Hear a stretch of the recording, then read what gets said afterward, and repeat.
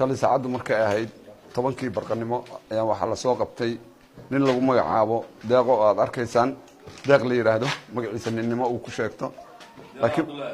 laakiin magaciisa dhabta la yiraahdo deeqo Cabdullaahi Aadan oo in muddo magaaladan ku noolayd oo matalaysa inay nin tahay dumar badan xiriir la yeelatay sida aragtaan hubaysan oo magaaladan muddo badan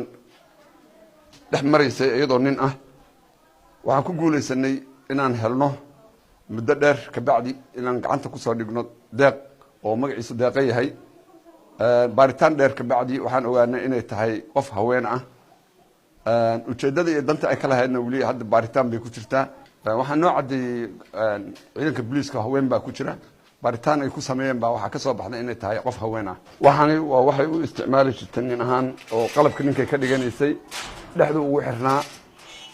markii baaritaanka lagu sameeyay waxa ka soo baxay in waxaan ay nin ahaan u isticmaalaysay iyada waa su'aali kartaan inay dumar tahay aniga hadda af jooga lama adeega iyada baa joogtaa idinta liigu soo eedeeyay waa ay jidhaa dumar baana qofka waxaan u watay dukaan baa leeyahay dukaankan ku waardiyeystay meel koondar ah